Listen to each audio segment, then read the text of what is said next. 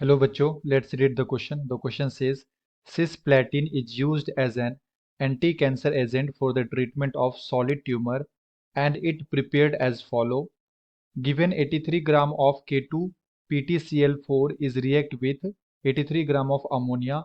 The number of moles of K2 PtCl4 and ammonia used respectively are.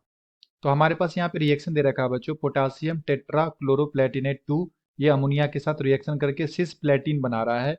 And हमें यहाँ पे given weight दे रखा है पोटासियम टेट्रा क्लोरोप्लेटिनेट 2 का 83 ग्राम और अमोनिया का भी दे रखा है 83 ग्राम और हमें बताना है कि दोनों का मोल कितना यूज हो रहा है। ओके, सो आइए सॉल्व करें इसे। एंड फर्स्ट ऑफ ऑल बात करते हैं बच्चों की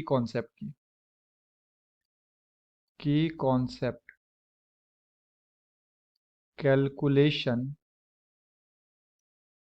ऑफ मोल्स।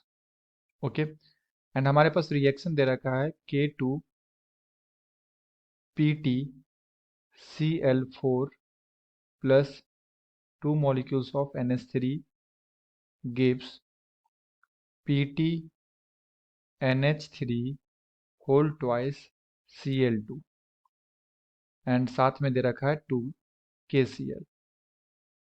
तो सबसे पहले हम लोग क्या करते हैं बच्चों, इसका मोल्स निकाल लेते हैं।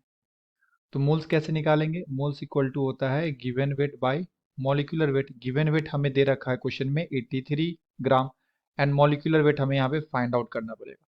सो मॉलिक्यूलर वेट यहाँ पे फाइंड करने के लिए क्या करना पड़ेगा? पोटासियम है तो यहाँ पे 2 इंटू 39 करना पड़ेगा। पोटासियम का वेट 39 दे रखा है और यहाँ पे 2 एटम है तो 2 से मल्टीप्लाई करना पड़ेगा। प्लस प्लेटिनम का दे रखा है 195 प्लस क्लोरीन का दे रखा है बच्चों 35.5 इंटू में 4, क्योंकि 4 यहाँ पे प्रेजेंट है। तो अगर सबको मल्टीप्लाई करके ऐड अगर हम लोग करेंगे बच्चों तो यहाँ पे हमारे पास आ जाएगा 415 ग्राम।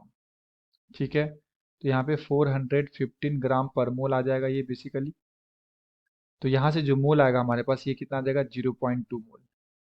अब हम लोग को क्या करना है? अमोनिया का यहाँ पे मोल्स निकालना है। तो अगेन मोल्स इक्वल टू होता है given weight by molecular weight. Given weight हमारे पास है 83, अमोनिया का भी 83 दे रखा है एंड मॉलिक्यूलर वेट, तो मॉलिक्यूलर वेट क्या आ जाएगा अमोनिया के लिए? नाइट्रोजन के लिए आ जाएगा बच्चों यहाँ पे 14 और हाइड्रोजन के लिए 1 इंटू 3, तो ये आ जाएगा हमारे पास 17 ग्राम पर मोल। सो 83 बाई 17, तो यहाँ से आ जाएगा हमारे पास 4.88। ओके, तो दोनों का हमारे पास क्या आ गया बच्चों? मोल आ गया है।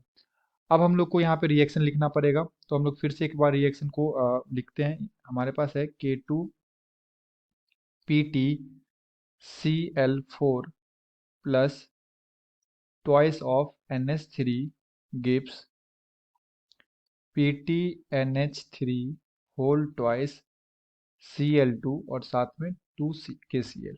ठीक है, तो T इक्वल टू 0 पे इसका मोल कितना आया हमारे पास? इनिशियल मोल 0.2, इसका कितना आया? 4 पॉइंट ये आ गया था हमारे पास 88, 4.88। इसका जीरो फॉर्म करेगा एंड इसका जीरो फॉर्म करेगा। T इक्वल टू टी पे क्या होगा बच्चों? 0.2 में से हम लोग मानते हैं x क्या हो जाएगा? डिसोसिएट करेगा इसका। इसका कितना करेगा? तो जितना यहाँ पे स्टोइकोमेट्रिक कोफिशिएंट है होता है उतना x हम लोग डिसोसिएट करवाते हैं।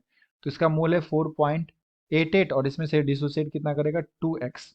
बनेगा कितना? तो यहाँ पे इसका स्टोइकोमेट्रिक 1 है तो बनेगा x, यहाँ पे 2 स्टोइकोमेट्रिक है तो बनेगा यहाँ पे 2x। ओके, अब हमें ये चेक करना है कि इस दोनों में से लाइक K2 PtCl4 और अमोनिया में से लिमिटिंग कौन सा है। तो हम लोग फाइंड करेंगे बच्चों लिमिटिंग। एंड लिमिटिंग क्या होता है कि ऐसा रिएक्टेंट जो रिएक्शन में कंप्लीटली खत्म हो जाए, मतलब जब रिएक्शन कंप्लीट हो तो वो फुल्ली कंज्यूम्ड हो जाए, उसे हम लोग क्या बोलते हैं? लिमिटिंग बोलते हैं। एंड लिमिटिंग निकालने के लिए क्या किया जाता है कि जो भी हमारे पास मोल्स होते हैं इस मोल्स को स्टोइकोमेट्रिक कोफिशिएंट से डिवाइड करते हैं। तो इसका स्टोइकोमेट्रिक कोफिशिएंट कितना है? 1। तो सबसे पहले हम लोग देखते हैं K2 PtCl4 के लिए, तो इसका मोल कितना है बच्चों? 0.2, स्टोइकोमेट्रिक कोफिशिएंट 1, तो ये कितना आ जाएगा? 0.2। एंड सेकेंड हम लोग देखते हैं अमोनिया के लिए, तो इसका मोल कितना है हमारे पास? 4.88। ओके, एंड स्टोइकोमेट्रिक कोफिशिएंट यहाँ पे 2 है तो हमारे पास कितना आ जाएगा? ये 2.44 आ जाएगा। तो अगर हम लोग चेक करें तो इस दोनों में से सबसे छोटा वैल्यू कौन सा है? K2 PtCl4 के लिए है 0.2। ओके, यानी कि ये जो है हमारा ये क्या है बच्चों? लिमिटिंग है। ये हमारा क्या है, लिमिटिंग है, यानी कि ये कंप्लीटली क्या हो जाएगा, खत्म हो जाएगा। और जो भी हमारा लिमिटिंग होता है उसको हम लोग उसको हम लोग जीरो के इक्वल कर देते हैं, ठीक है।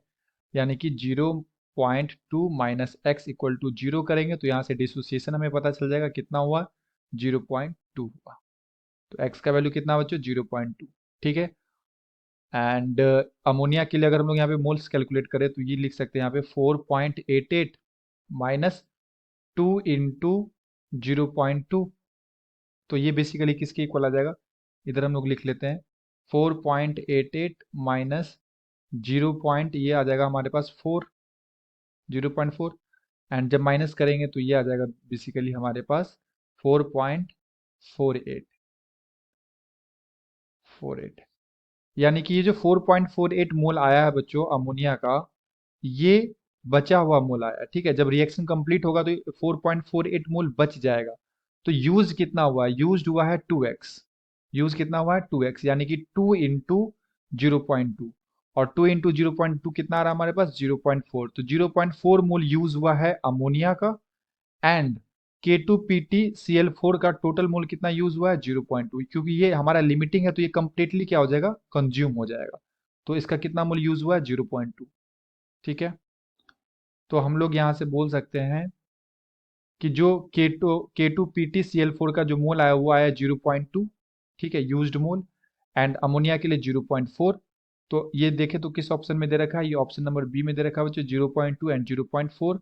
सो the correct answer is option B. Hope you have understood it well. Best of luck. Thank you.